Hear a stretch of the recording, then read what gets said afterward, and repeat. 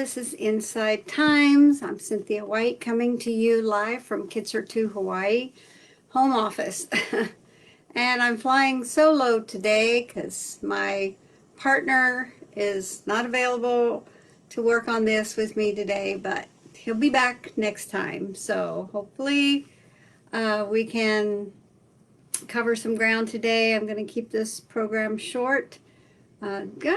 I want to talk to you today and on Inside Times. And Inside Times basically is an online live Facebook training that we provide through Kitsurtu Hawaii to help you understand more about your children and their needs after impacted by trauma or grief, and to give you some tools, some guidance. So it's educational in nature, but if you have questions that you want to post right now during this live broadcast, then please do. We'll answer those questions.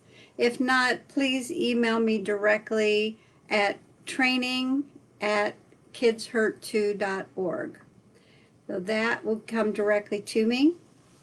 So today's topic is how children communicate. And I think this is an important topic because over the history of childhood, for centuries, children have been either discounted as having any real value or treated like little adults. So we often put them in counseling like we would as an adult, which involves primarily talk therapy. But children's primary way of communicating is not talking, it's behavior. So knowing that, then you want to think about, if you're going to put them in therapy, is that therapist a play therapist? Do they do sand tray therapy? Do they do art therapy? What other resources do they offer besides talking? Because in my experience of 38 years working with children who are dying, grieving, traumatized, all of those, they aren't big talkers. And they don't like talk therapy. That's my feedback. They may like the person that they're working with, the therapist, but talking isn't something they feel comfortable with. At Kids Hurt Too, we bring them together in a group, and they have the option. We have an I-PASS rule. They don't have to talk if they don't want to, and we give them the option to pass. We understand if they pass, and if they decide to share, then we're awed, because it's a huge thing to talk about loss and trauma. Huge. I mean, I can't even say that with enough emphasis how huge it is. The difficulty with talking about trauma is that, and I think we know this very well now from research, is that it can be re-traumatizing, which kind of derails the therapeutic process. If you're in a state of renewed or re-traumatized by your own story, then you're not going to be able to process those feelings, experiences. You're going to be back in survival mode. And so the primary ways for treating trauma now are really group, because people can talk to other people who have similar experiences, because those people are the people who are going to understand and be open and accepting. And of course, that's one of the givens when anyone talks, child or adult, is they need to know that when they talk, it's safe, that you're not going to try and fix them or tell them how to feel, or whatever it is that we do when people talk that makes us uncomfortable when we hear their stories, or that makes us feel like we have to make it better, especially when it comes to children and parents of children, because they're going to really, it's going to break their hearts to hear their children talk about their losses or their traumas, because they really don't want their children to have to suffer or go through that. Again, if there is a parent loss, a sibling loss, a loss of a person close to them, you cannot spare them that grief. That grief is natural and healthy, and they're going to respond in a natural and healthy way. If they're traumatized, you cannot spare them that pain. because traumatizing leads to lots of different issues that I'm going to cover briefly today, and I've covered in great length in earlier posts. Some of them were just PowerPoints, so I may actually start revisiting some of those PowerPoints in shorter shows so that you get that information. You don't have to go and dig and try to find and watch that hour-long presentation that I did using a PowerPoint, which I think doesn't quite keep you engaged. But it's important information, and that's why I can't go over it enough. How children communicate is hugely important, that you as an adult understand that they communicate in a very different way. And we're talking about young children and early adolescents. You know, at some point in time, we're better able to abstract in terms of how we talk about things, in terms of how we hear things. But for young teens and children, they're concrete thinkers. And this is key because that means that they only understand what they can see, touch, taste, hear, smell.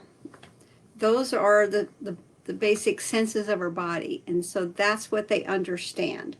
And so a lot of times we try to communicate with children in very abstract ways, and it just leaves them confused. Or the next thing that happens when we communicate with them in abstract ways is they try to figure out what it means, and by figuring out what it means, they come to their own understanding, and that often is a very different understanding than we're trying to communicate through our abstract concepts. For example, telling a child that when somebody dies, they go to heaven, and heaven's this wonderful place.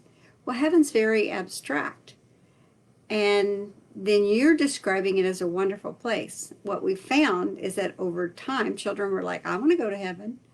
You know, that sounds like a great place. I want to be with that person who died. I want to be with dad who died, mom who died. They're in heaven. Why can't I go there? So they may think that to go and visit that person, they're going to have to die, and they may actually attempt to make that happen because they're thinking they'll come back, because young children don't have a concept of the permanence of death, and so they are likely to have their own understanding that that person can come back, and if they just go there and get them, they'll come back, or they can go visit them and come back, or there's a lot of different ways that children interpret abstract concepts like death, for example. Thinking about why children are in foster care, kinship care, adoption. Again, we often describe those reasons in very abstract terms. We understand the reasons, but children may not if we describe them or give them explanations in very abstract terms. So we got to find ways and be creative for how to talk with children in very concrete ways.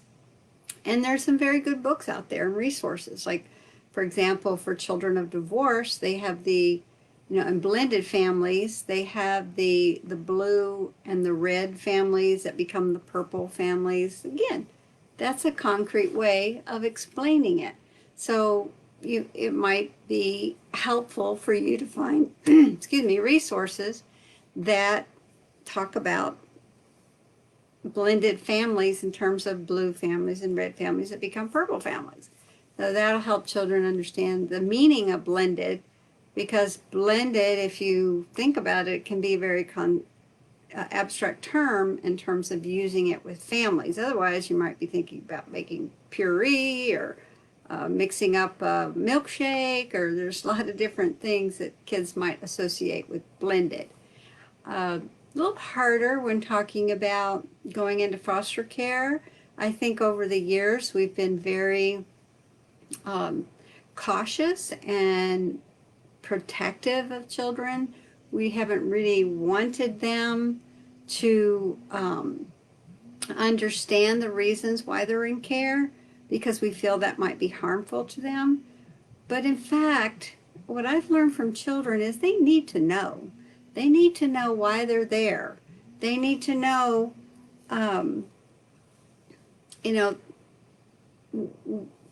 what are those causes? And if they don't know, then what typically happens is that they will imagine that it's their fault, that they have done something that's caused the parent to go away or do the things that they're doing or to hurt them in some way. You know, children are amazing and that they take responsibility for everything. Adults, we like to shift the responsibility to somebody else if we can instead of take it for ourselves. We can learn a lot from children, and I have learned a lot. And so I'm trying to communicate to you today what I've learned from children. And one thing I have learned from children over and over and over again, probably thousands of times over my 38-year career, is that they want to know the truth. They can handle the truth. They need to know the truth. Keep in mind the truth about what's happened in their lives, whether it be death from any cause, whether it be divorce for any reason, or whether it be placement in foster care for abuse and neglect. And that's typically why children go into out-of-home placements, is because of abuse and neglect. That's like probably in most cases, the reason. So those are parts of their stories. Those, they deserve to know their story. It is their story. And so by giving them the information that they need about their lives, the truths, if you will, about their lives, can help you recognize that, hold on a minute,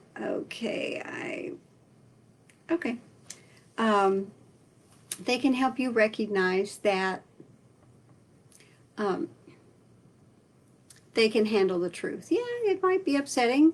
Who wouldn't be upset if somebody close to them died? A parent, a sibling, best friend. Who wouldn't be upset if their parents are getting divorced? Who wouldn't be upset if they're going into foster care? Of course it's upsetting. And you think by not telling them you're going to spare them that upset. But in fact, you increase the upset because they imagine it's something they did. Or they imagine far worse than you would ever tell them. Or they blame themselves, or, things that are far more upsetting than the truth. They can handle the truth. Most of us can handle the truth. And the truth, as they say, will set you free. Well, what that basically means, free to be you, free to feel the feelings that come with that truth. If you don't know the truth, you're feeling feelings that don't come with that truth. Blame, self-blame, responsibility, or I've had children make up things because they're trying to understand what happened and nobody's telling them. I've had children demonstrate extreme anxiety until they found out what really happened. And then when they found it out, they were suddenly calm. And it's like, oh, so that's what it was. So often we err on the side of caution by not telling our children the truths in their lives, the truth about what's happening to them in their lives. Children deserve the truth. Children can handle the truth. And if you learn anything from this episode, it is that communicating to children the truth is important. Now, you don't have to go into the gory details of things, but just be very matter of fact. Just say the truth matter-of-factly. Children accept truth matter-of-factly. So we often think that they're going to have this big upset reaction, but typically, more often, children accept the truths in their lives in a very matter-of-fact way. And our interpretation of that as adults often is they're unaffected, or they didn't understand, or they, doesn't bother them. That's not necessarily the case. When we accept truth in a matter-of-fact way, it's because it is the truth. It is a matter of fact. And so accepting the truth in a matter-of-fact way helps us then to better understand children when they are upset about something. that's related to their loss or their trauma. Now let's talk about how we know when they're upset, because we often misunderstand what is upsetting a child. So, for example, with invisible owies, and that's one of the most common, I think, that we see in children, is that if they have a little hurt, you can't see it with your naked eye. You didn't see any actual pain or any damage to their skin or to their hurt. You didn't see anybody hit. Maybe that person just barely touched them. And then they have a breakdown. Oh, it's so painful. You hit me, or you did this, or you did that. And they go into this long upsetness about a perceived physical pain that we often react to by saying, and remember, if you watched any of the other shows, I differentiate between react and respond. So let me just talk about react. We react to that by saying, oh, stop being a baby. There's not even any blood. I don't even see a red place. Why are you being such a baby? Why are you crying? Stop complaining. Get over it. Move on. And this is especially true for little boys. They got to be tough. You got to be tougher than that. Quit acting like a sissy. Right? So we say things to children and as a reaction. Why do we react when they're like, ow, it hurts, it hurts? Why do we react that way? I think I know why. Speaking of reacting, I guess, I don't know what that means. Comment moderation. That's new. I'm still learning Facebook stuff. Just getting back to our topic of how children communicate.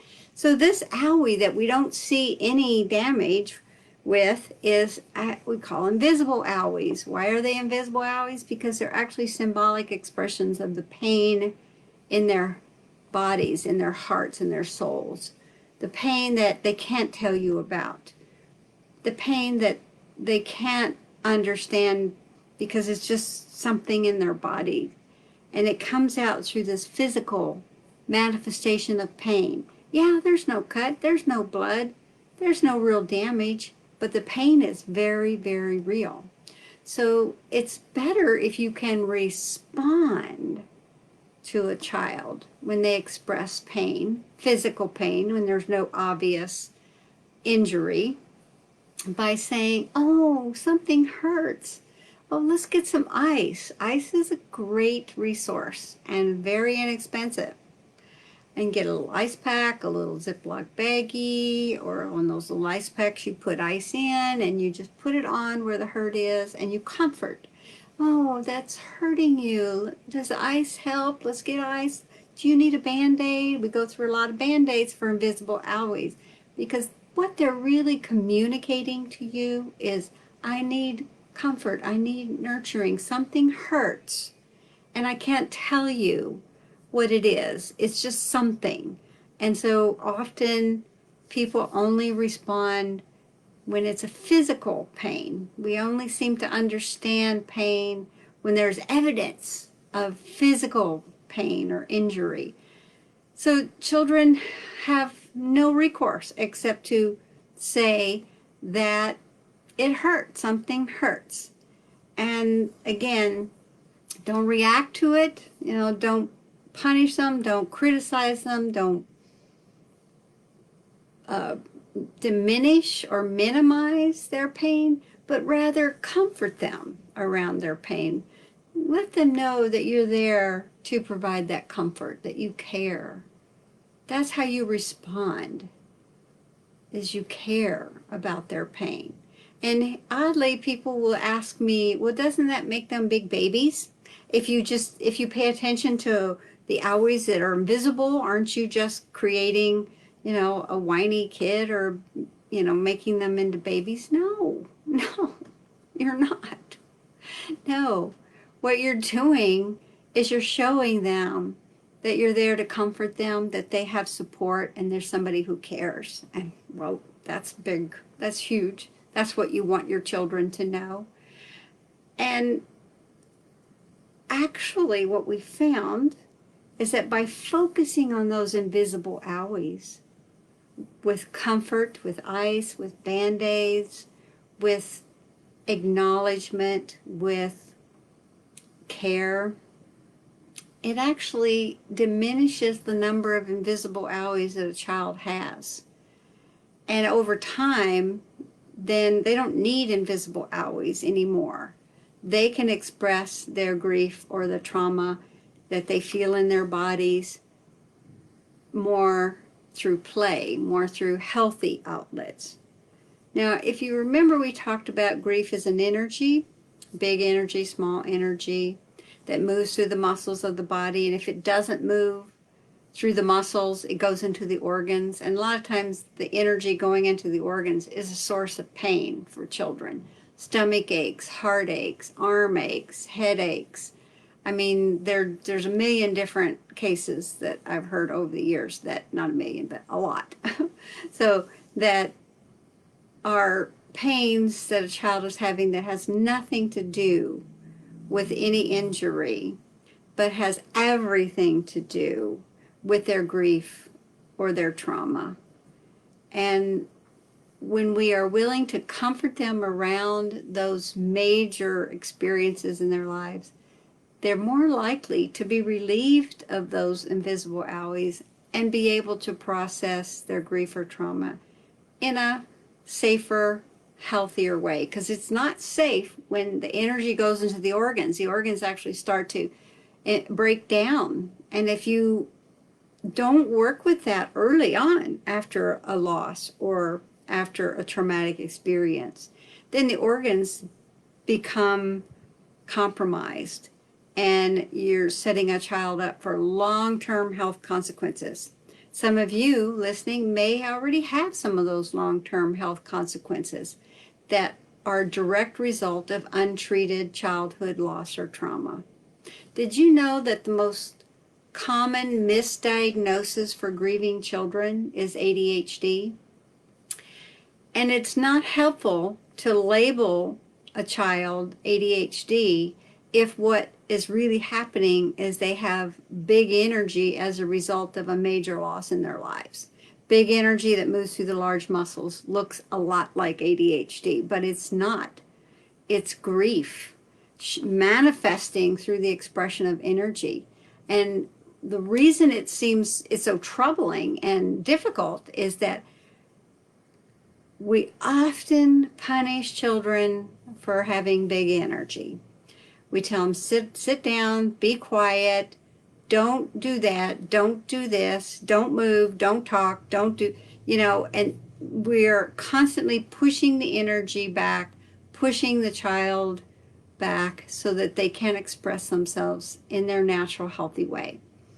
So school, for example, is not, well, when you are in school, maybe when you're at home, but school in general, when you're in class, it's not an environment for big energy. It's an environment for small energy. So children who have small energy are going to do well in school because they don't want to move.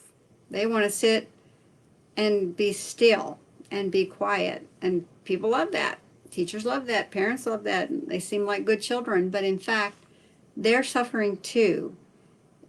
Their quietness and their small energy is not giving you the chance to see how they're suffering inside.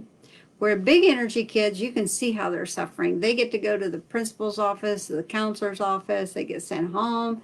They get a lot of attention, negative attention primarily, until they get diagnosed, which is another form of negative attention. And I have worked with a hyperactive child early on in my career, before I got into death and dying, grief and trauma field.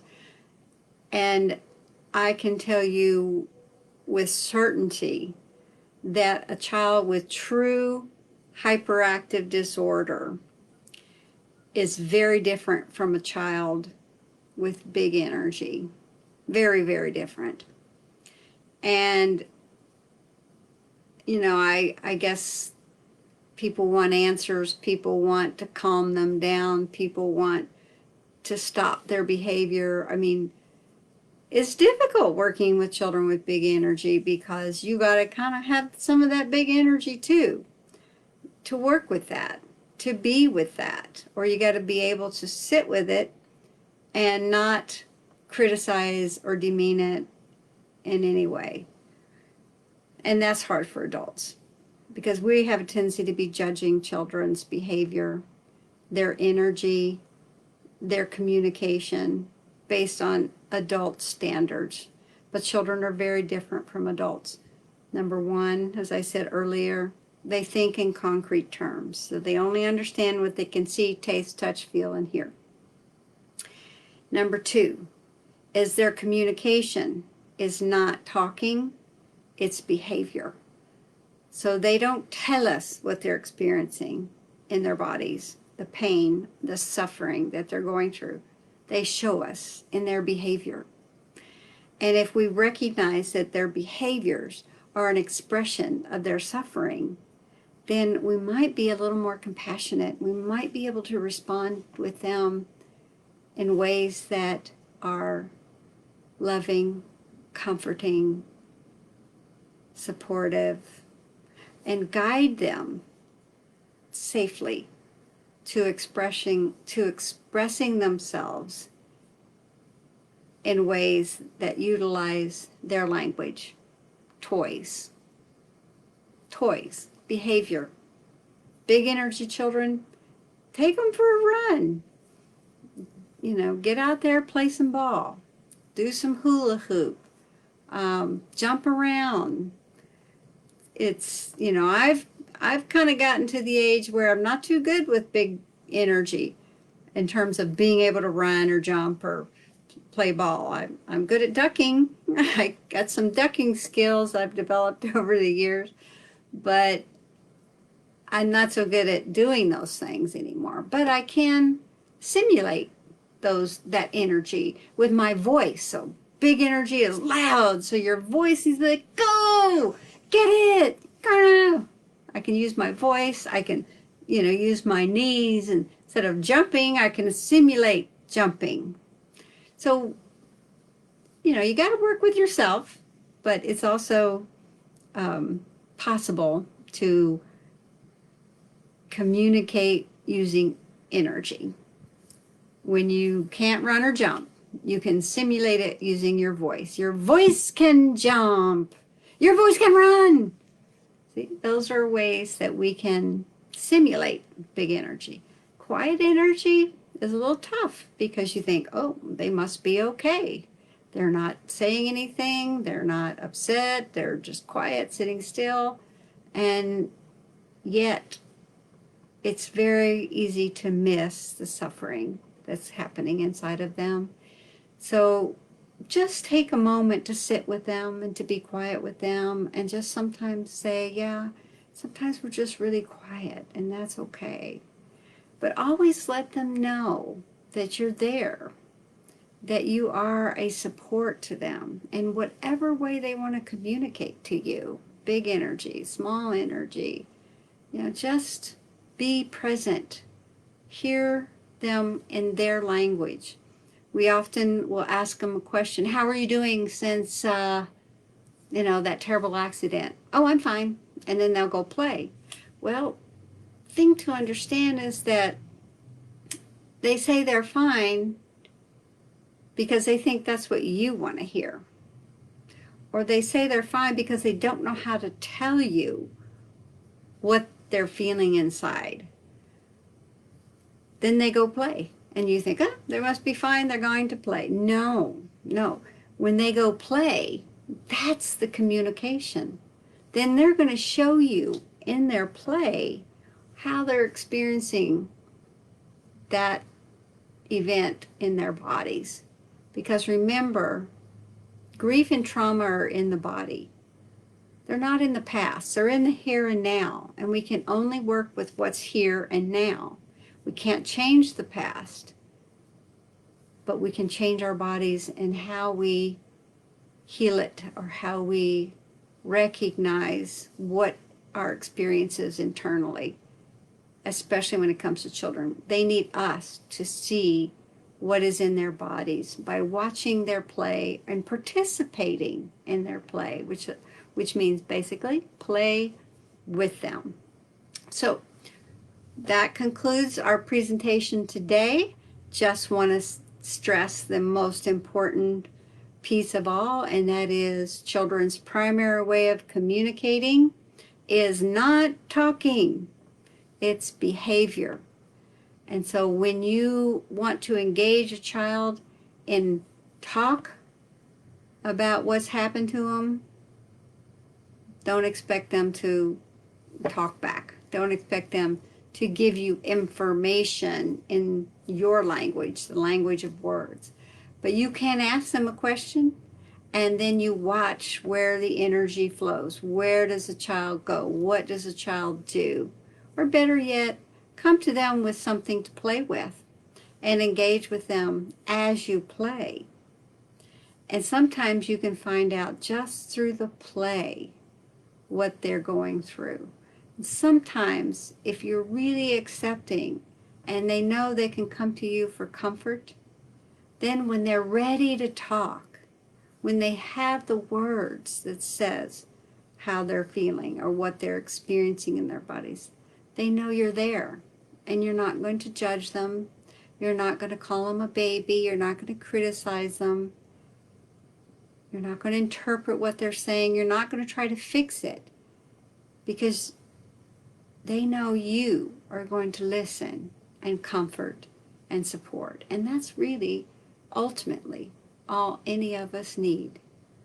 So thank you for joining me today and being here for this presentation. I hope that you find the comfort and the support and the encouragement that you need, especially during these inside times. Aloha.